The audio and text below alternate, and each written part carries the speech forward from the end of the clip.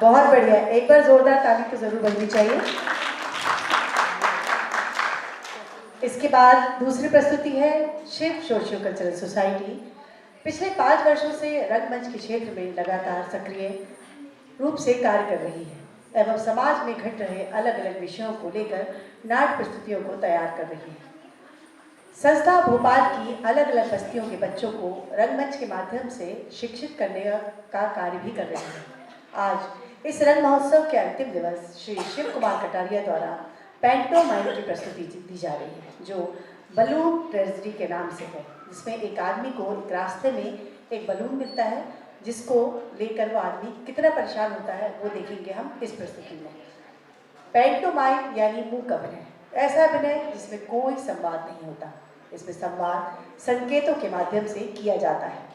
Pantomime का पश्चिमी संस्कृति में एक लंबा नाट्य इतिहास है, जो शास्त्रीय रंगमंच के युग से जुड़ा है। ये आंशिक रूप से इटली की 16वीं शताब्दी के कॉमेडियन डेविड परंपरा और अन्य यूरोपी और ब्रिटिश मंच परंपराओं से विकसित हुआ है, जैसे 17वीं शताब्दी के मस्जिद और संगीत हॉल। पैंटोमाइम का एक महत्वपूर्ण हिस्सा 19वीं शताब्दी के अंत तक हॉलैंड में था। तो आइए देखते हैं पैंटोमाइम यानी मूक अभिनय का अभिनय बलून ट्रेजेडी।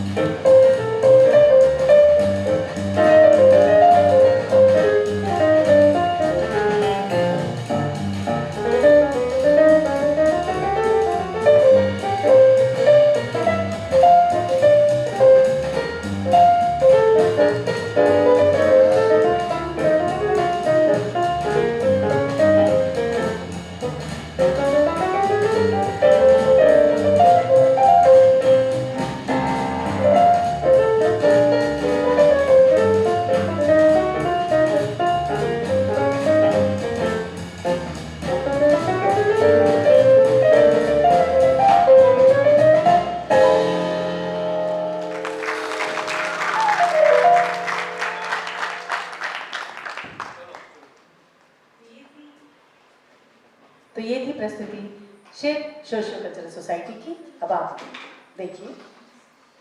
अगली प्रस्तुति है बैले खूब लड़ी मर्दानी, जिसके कोरियोग्राफर हैं संस्था के गुरु श्री चंद्र माधव बारिक जी।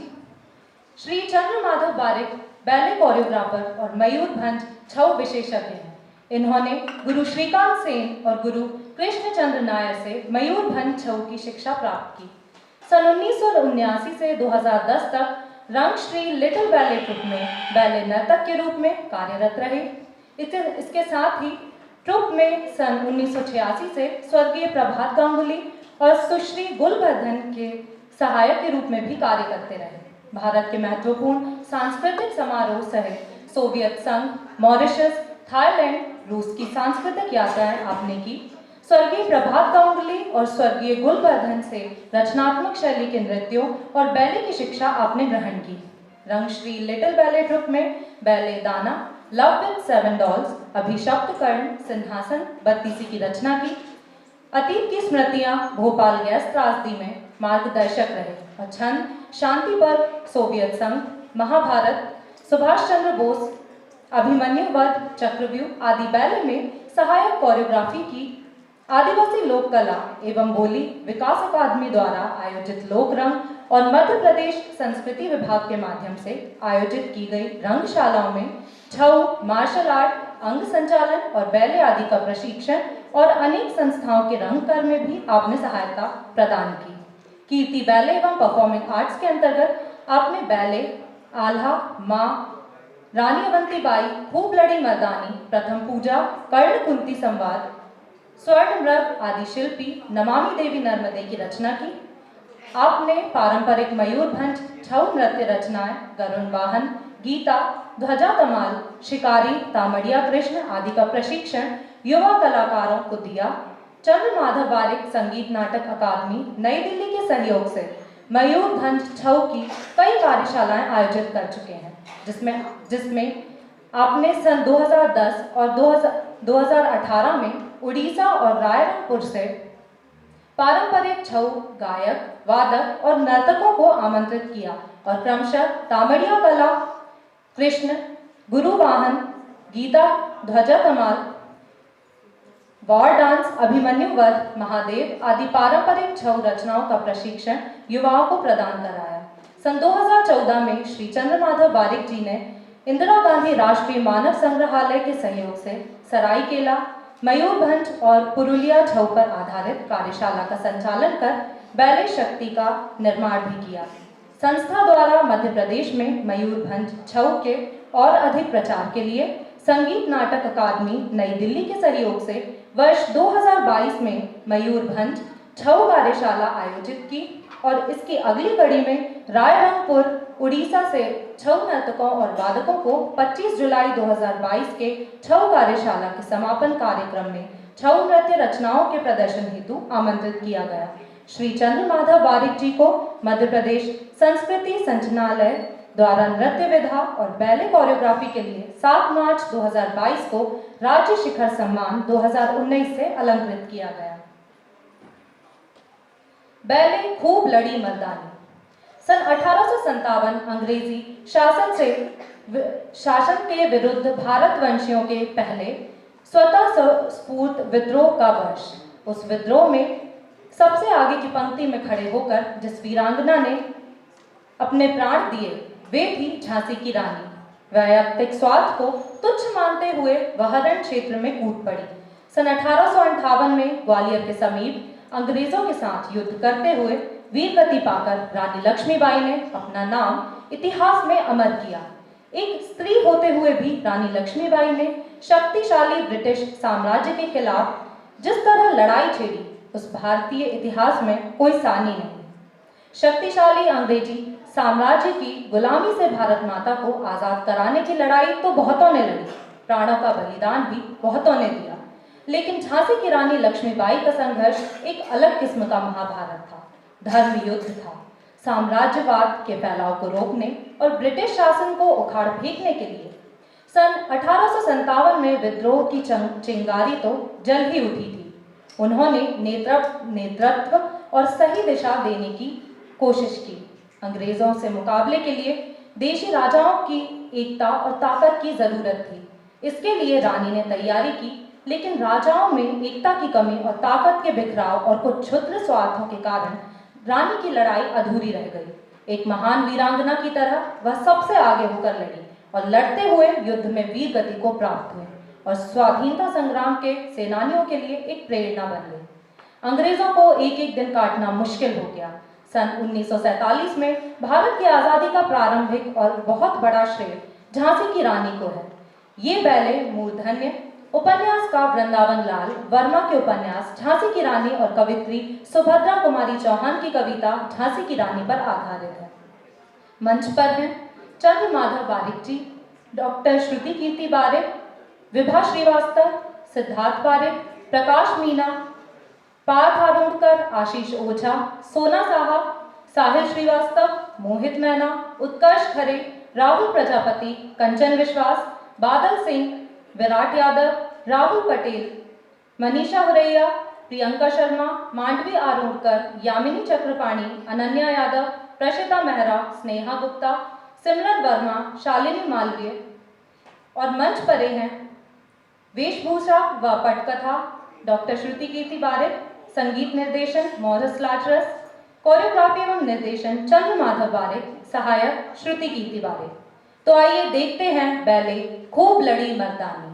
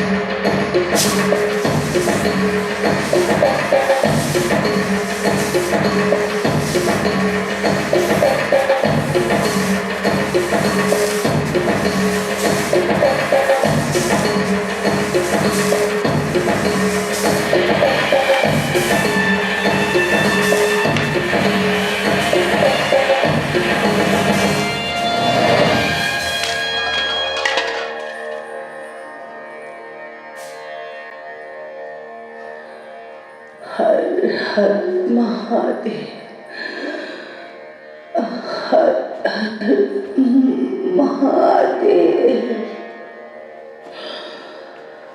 हर हर महादेव।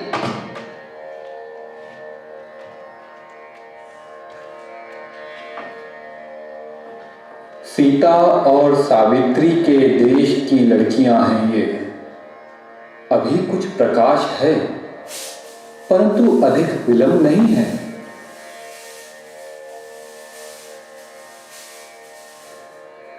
हर हर महादेव।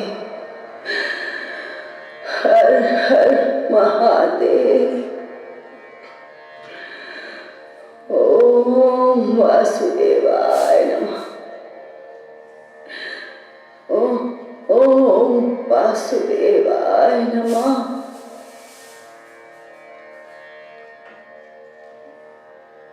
नैनं छिद्यन्ति शस्त्राणि। नैनं दहति पावकः।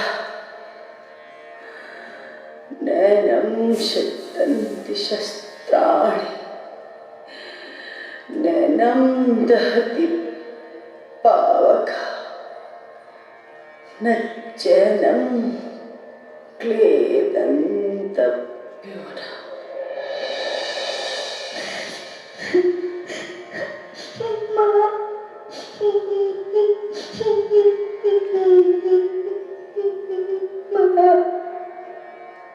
झांसी का सूर्य अस्त हो गया।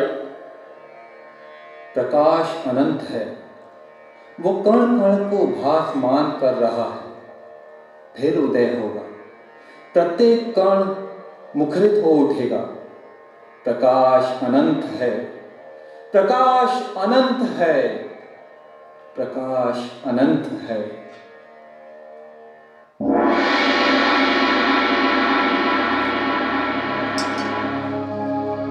मैंने अपने कृष्ण के सामने, अपनी आत्मा के भीतर स्वराज के आदर्श को आगे बढ़ाने का बीड़ा उठाया है।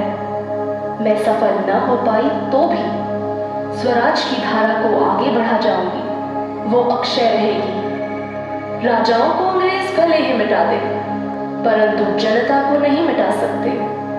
एक दिन आएगा जब इसी जनता की आगे होकर मैं स्वराज की पताका फहराऊंगी।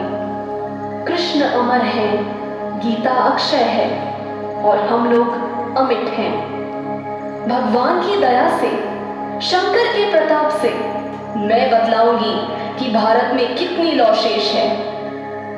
यदि मैं इस प्रयत्न में मर भी गई तो क्या हुआ?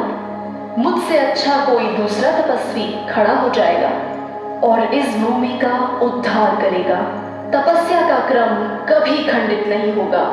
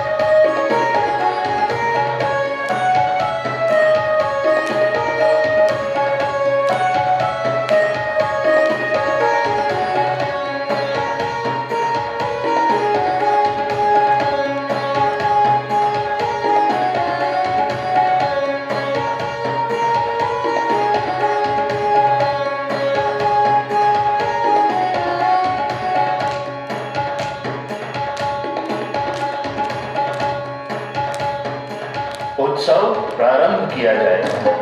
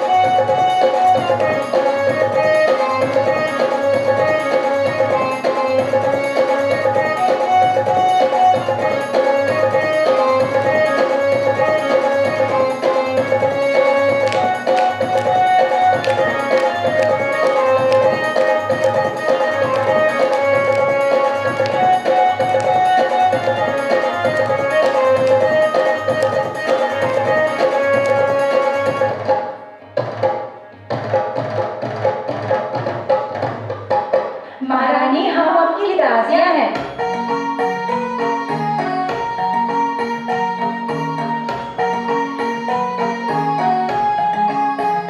मेरी कोई भी दासियां नहीं होगी, मेरी सहेलियां बनकर रहोगे तुम सब। एक शर्त है, मेरे साथ जो भी रहना चाहे उसको घुड़सवारी अच्छी तरह आनी चाहिए। तलवार, बंदूक, बर्छी, कटार, तमंचा आदि सब अच्छी तरह से चलाना आना चाहिए। अपने को मोहक बना लेना ही तो स्त्री का समस्त कर्तव्य नहीं है।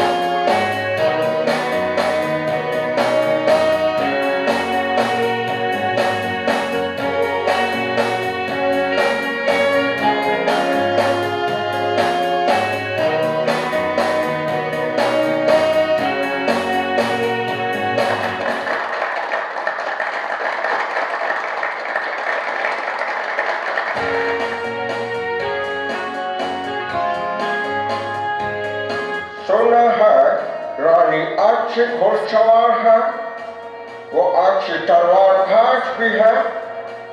इसके अलावा वो सारे अस्त्र शस्त्र चलाने में माहिर है।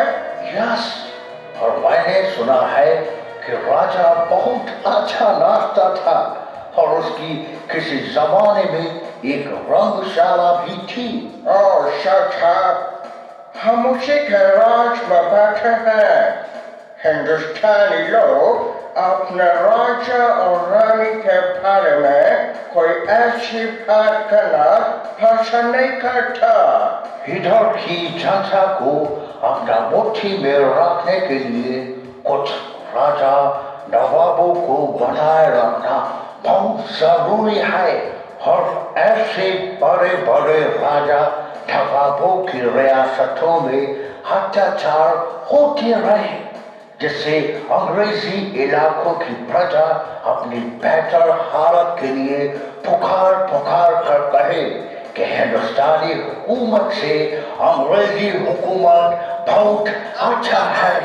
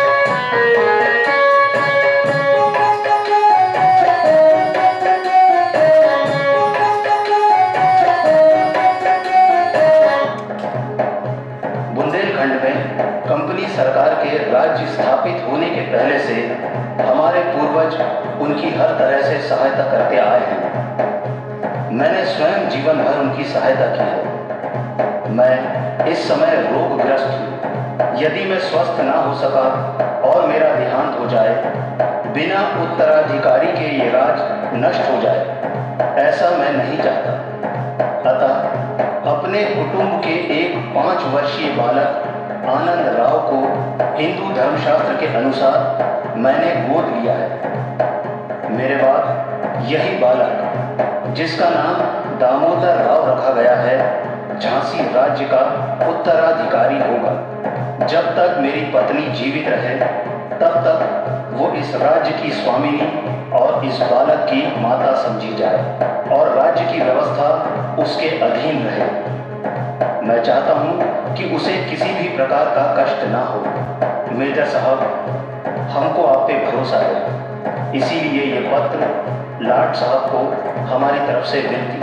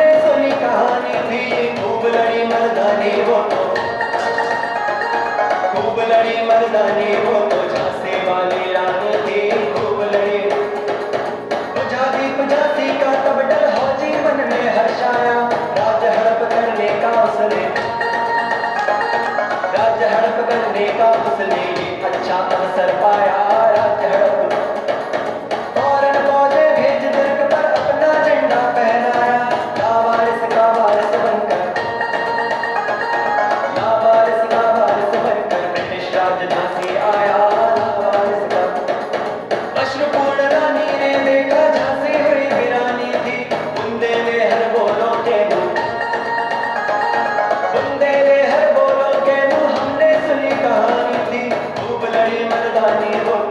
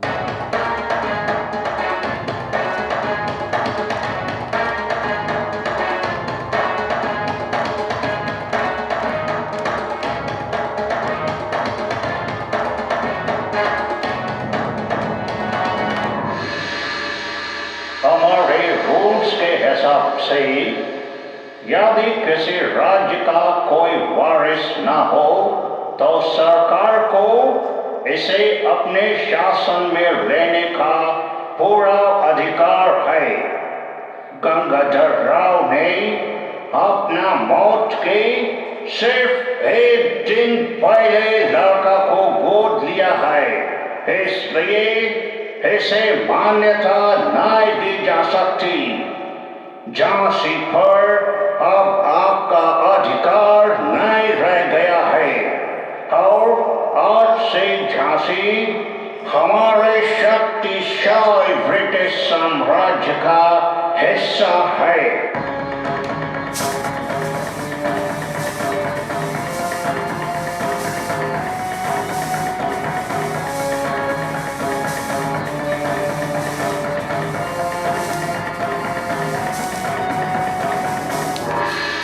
मैं अपनी झांसी नहीं दूंगी, नहीं दूंगी, नहीं दूंगी।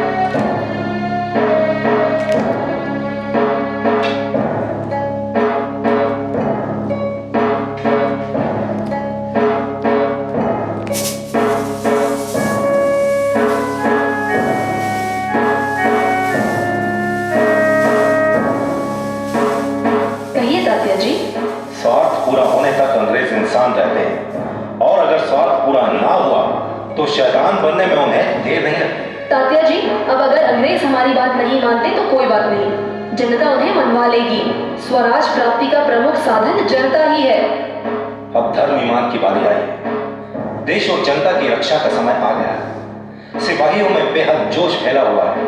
अब की बार राजस्थान, पंजाब आदि बहुत गुना, नाना साहब, राव साहब इत्यादि बहुत लोग काम में जुटे हुए हैं। दिल्ली, लखनऊ वाले सहमत हैं। इसीलिए 31 मई रविवार 11 बजे दिन की तारीख नियुक्त कर ली गई है। सब जगह एक साथ, जब तक कमल का फूल छावनी में ना आ जाए, किसी को भी तारीख और समय ना बतलाया जाए। वो ठीक समय पर छावनी से छावनी घुमाया जाएगा।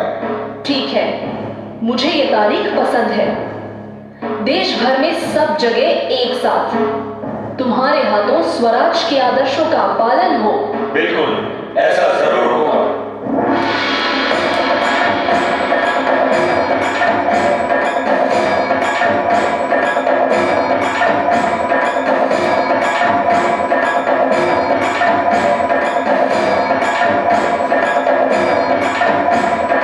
स्वाधीनता युद्ध के दो चिन्ह प्रकट हुए, एक कमल और दूसरा रोटी। कमल के असंख्य फूल भारत भर की छावनियों में फैल गए। कमल के साथ रोटी भी चलती थी।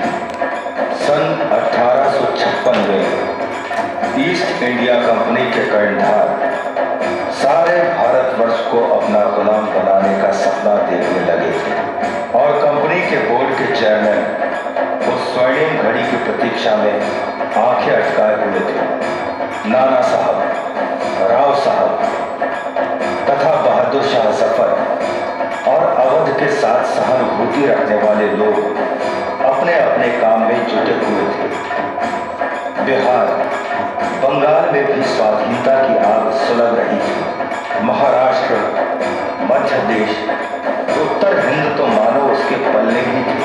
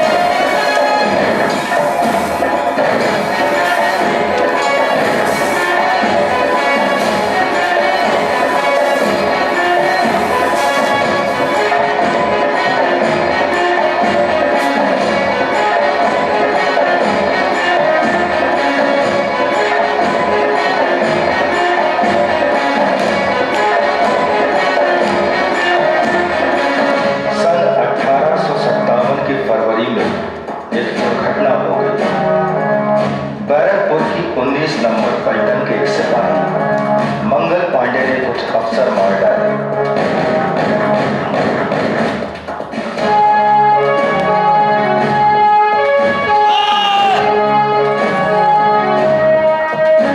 इसके बाद उसे फांसी दे दी गई। इस घटना की सूचना बहुत शीघ्र उत्तर भारत में फैल गई।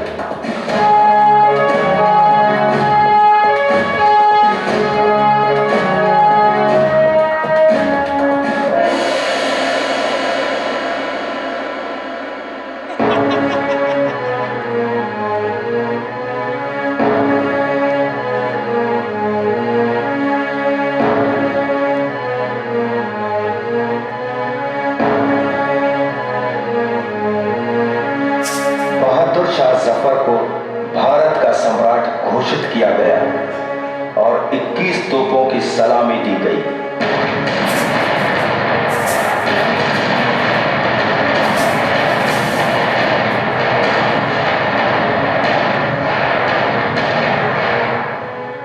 बादशाह ने क्रांति का नेतृत्व स्वीकार किया।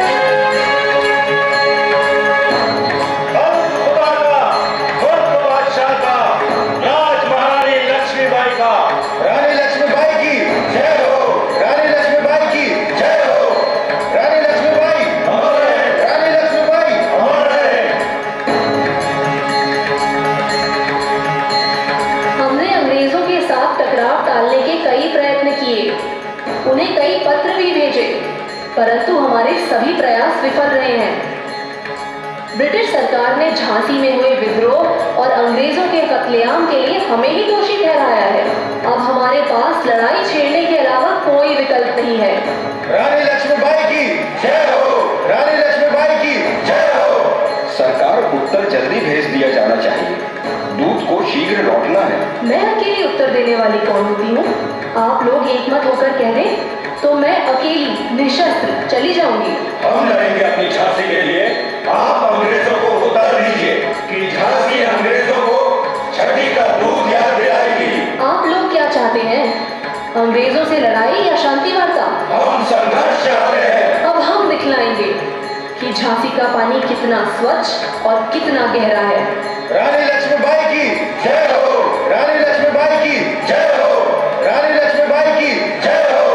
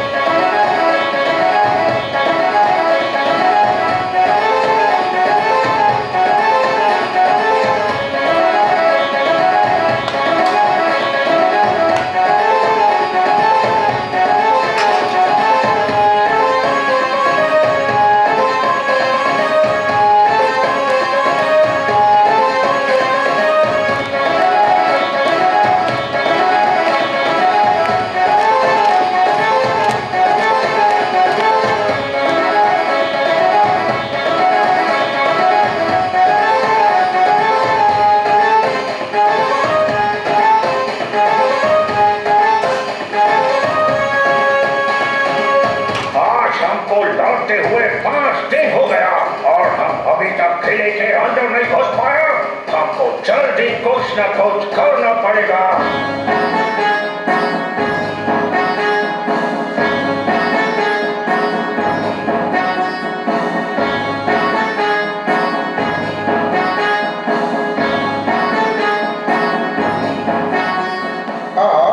हमारे लिए क्या कर सकते हो जीवन साहब? जो भी आप हुक्म दे सरकार। जब हमारे मोर्चे के पीछे तुम्हें लाल झंडा दिखाई दे तो तुम अपनी तोपों को रोक देना और ओछा फाटक हमारे हवाले कर देना।